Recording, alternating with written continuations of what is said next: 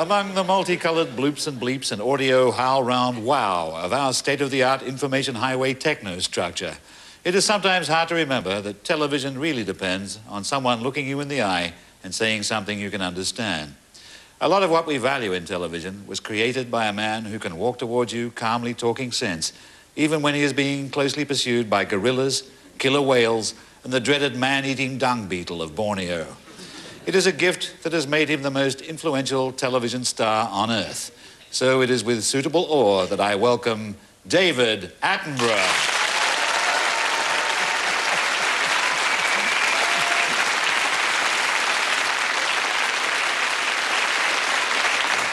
David, we've just been watching a reenactment on Psychic Friends Network, and they're very useful, aren't they, reenactments? Have you ever thought you could use one in one of your programs?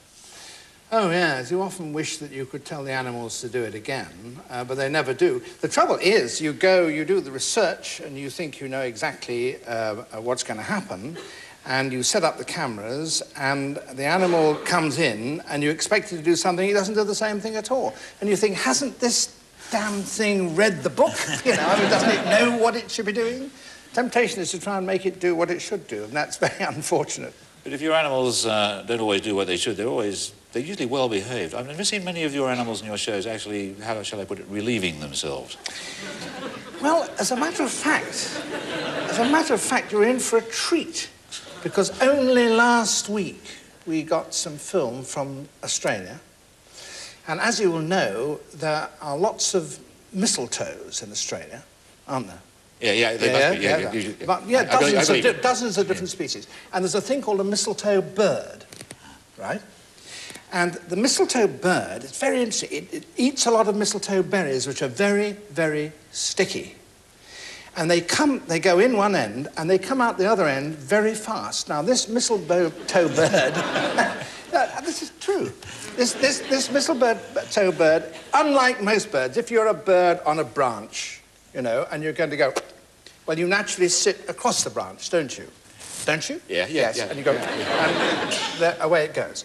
But the mistletoe bird actually stands along the branch, so that when it goes, you see, it hits the branch. And the berry is so sticky, it sticks to the branch, but it also sticks to the bird.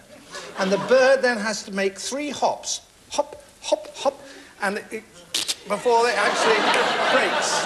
Now, this intimate detail of the mistletoe bird's behaviour won't be visible on British screens until next January. But then, wait for it. Sure you aren't having me on, No, David. no, I'm sorry, it's absolutely true. Absolutely true.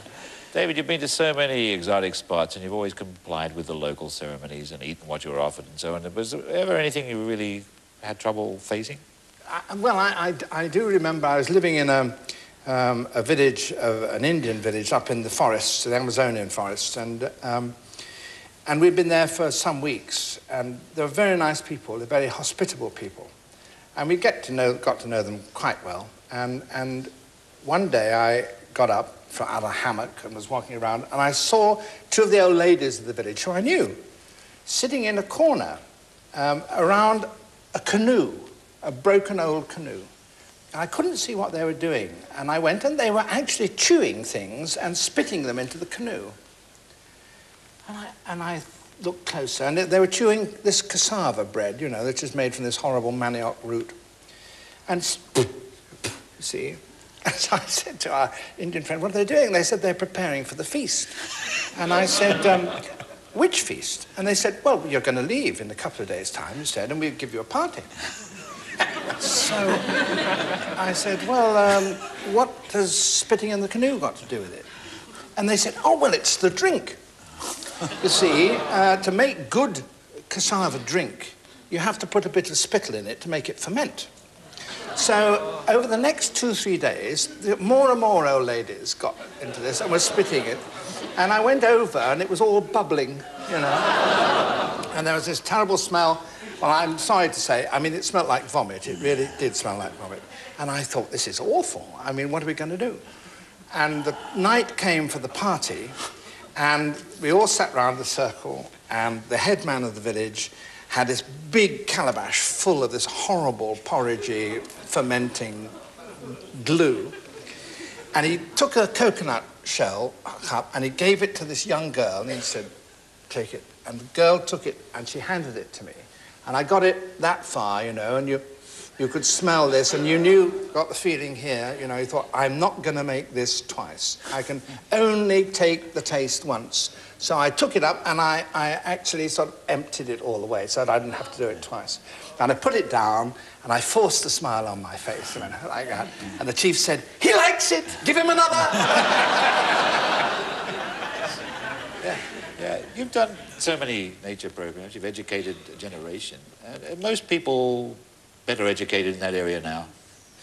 Well, actually, it's true they are, as a matter of fact. I mean, only a couple of days ago, I got into a taxi, and the taxi driver started asking me questions about natural history, which you would normally expect, well, when I was a student, or you'd have thought were actually final year or doctoral dissertation questions. I mean, he'd gotten a lot of it from television. But sometimes you can overestimate that. I mean, some time back, we decided to make a program about pterodactyls, you know, because we thought enough attention had been paid to the dinosaurs flopping around the land. Why didn't they, these wonderful reptiles that flew? So, using the fossil bones, all the measurements were there, we reconstructed a pterodactyl, and we made it into the form of a radio-controlled glider. And we took it down to the cliffs of southern England, and when the wind comes into the cliffs, you see, if you can keep the thing radio-controlled so it's facing into the wind, you can get it to fly. And it had the proper head and the beak and so on, and it looked fabulous, and we filmed it, and I was delighted. And having done it, I had to get on the train, come up to London to a charity do of one sort or another. And I had to put on a dinner jacket. I changed on the train, and I went into this party, and it was very swanky. And there was a lady who I can only think was a duchess. She had sort of a choker of pearls or one thing or another. And as I went in, she said, "Oh, hello." She said, "Wonderful to see you. What wonderful animals have you been filming for us now, you see?" And I thought, boy, am I going to make an impression. And I said, "Well, as a matter of fact," I said, "I've been filming a pterodactyl gliding over the cliffs of southern England." And she said, "Oh, they are so lovely, aren't they?" And walked away. So maybe we aren't succeeding all that much.